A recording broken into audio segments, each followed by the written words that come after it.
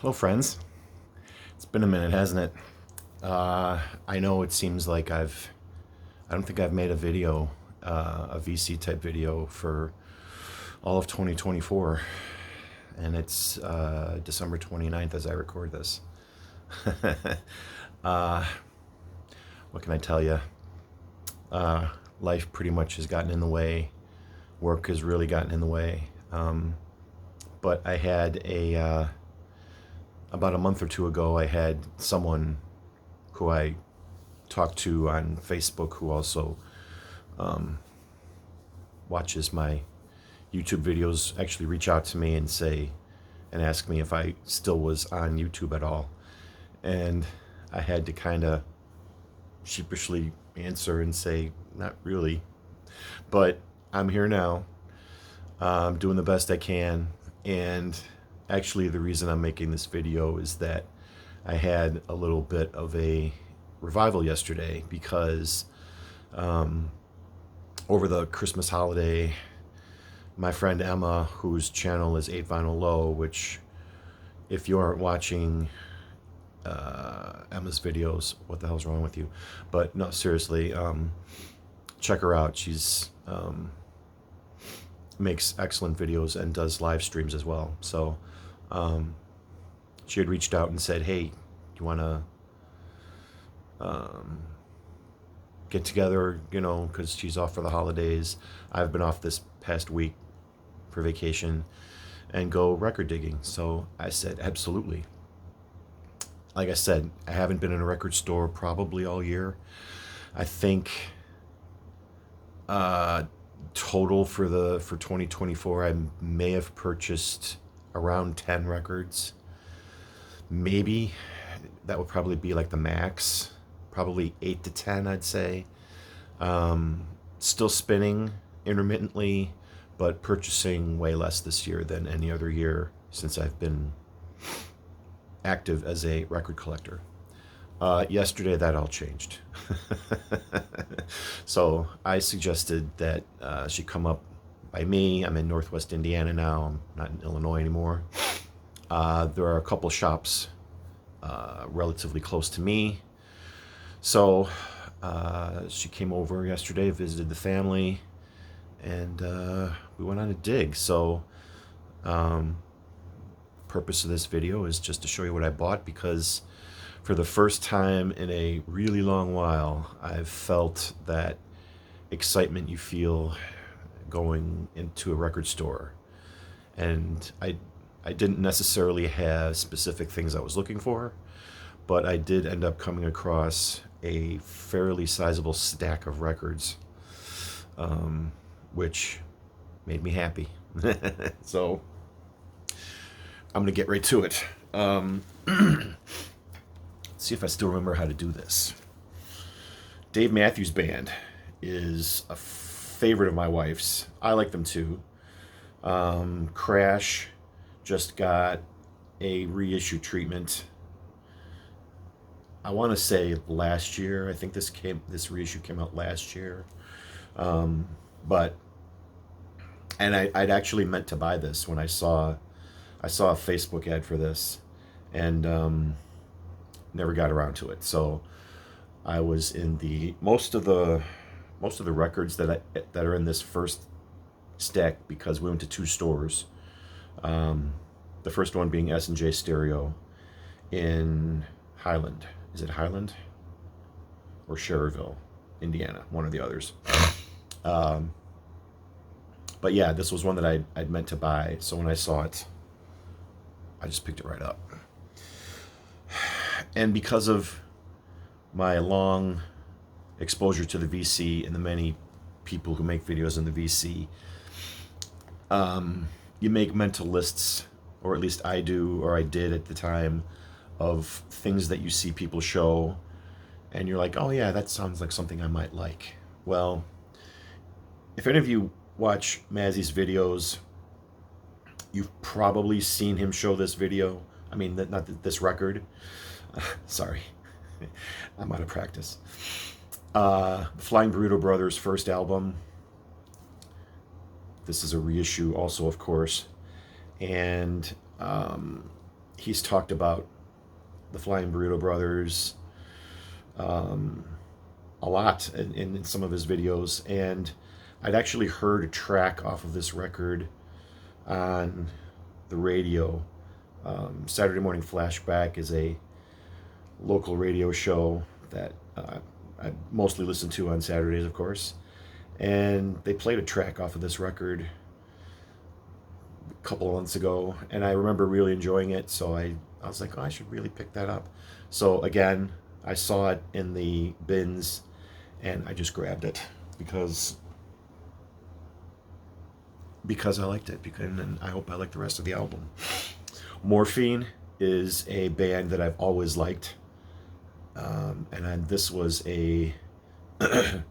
this year's Black Friday, one of this year's Black Friday releases. Morphine, B-sides and otherwise. Most of the cuts are live performances from the radio. It says on the back, from the CD single, and this was like the B-side of the CD single, which is such a quaint notion these days, isn't it? But like I say, I love Morphine. I have their first two albums on vinyl. The other three are, of course, on my mental list to pick up, but this is what I saw there that I did not have, so I picked that up.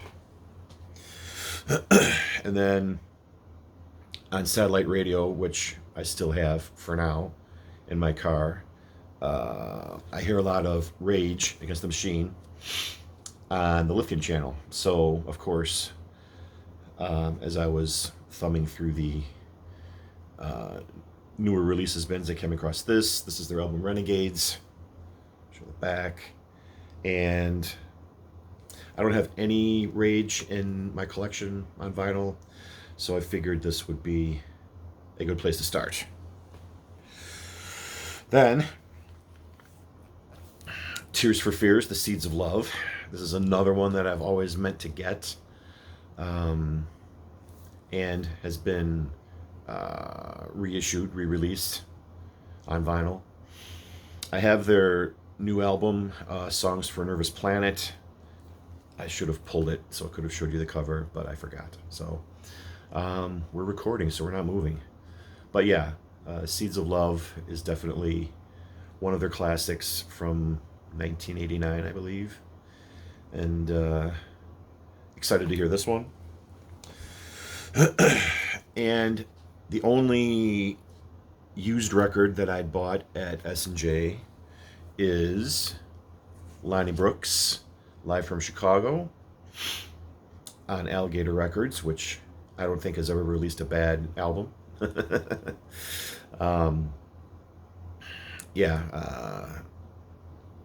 I have a couple of Lonnie Brooks albums in my collection. I actually saw his son Ronnie Baker Brooks this past summer at what is probably going to end up being the last ever Blues Brothers live performance. He was one of the opening acts. Lonnie has since passed, but he's one of the great Texas/Chicago bluesmen that you're going to find. So when I saw a live album from him, I had to get it. And last but not least from S&J, this was actually the record that the owner was playing on his turntable while Em and I were shopping. And as I was checking out my loot, I asked him, I'm like, what is this that you're playing? Because it was kind of like, sounded like kind of like fusion. It had that 70s sound with the electric piano. And he said it is Ian Carr, Belladonna, which got reissued and remastered. So here's the back. And yeah, it was like all instrumental. Like I said, a 70s fusion type of sound. Great electric guitar, great electric piano.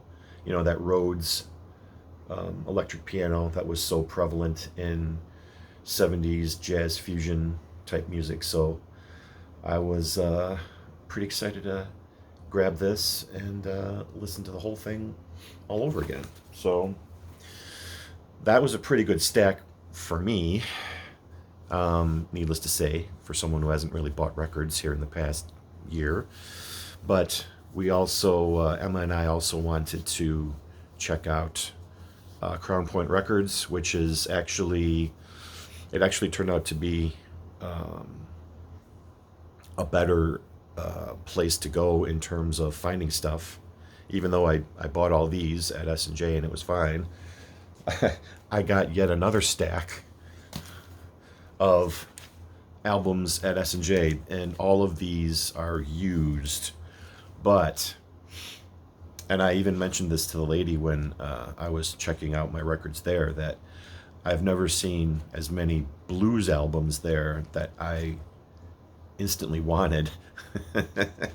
And this isn't the first time this has happened at Crown Point. And she's like, yeah, we just bought a new collection and put it in the new arrivals bins, and there were a lot of blues in there, like Luther's Blues by Luther Allison.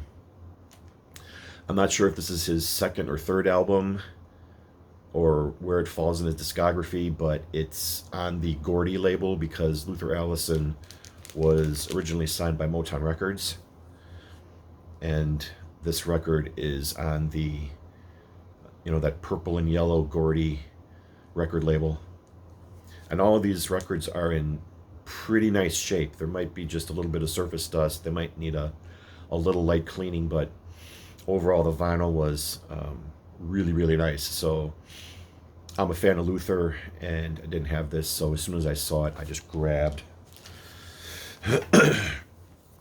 I wasn't sure if I had this Albert Collins. It's called Truckin' with Albert Collins. I think I'm pretty well set on Albert Collins albums, but this has this collects all of his early singles, which I think I have on CD. If I recall correctly, I think Hannah at the Omaha Introvert sent me the VCLT package a while ago that had a Albert Collins disc in it, but it's vinyl, so I had to get it on vinyl too. I'm pretty sure that's what this is, but I will have no problem listening to this again. This, like I said, this collects his singles from the 60s. Be trucking with Albert Collins. And then these next couple, well no, let me switch the order around here. Do you guys remember Andrew from Tales from the Crate? He made a lot of VC videos, and then he went away for a while, and then he came back making videos again and doing, I think, some live streams too. I'm not sure if he still makes videos. I haven't seen any for a while on my feed, but then again, you know how your YouTube feed changes because of the stupid effing algorithm. But he did a video, and this is probably going back at least 5 years, maybe a little bit longer, talking about artists that you probably never heard of but made really great albums.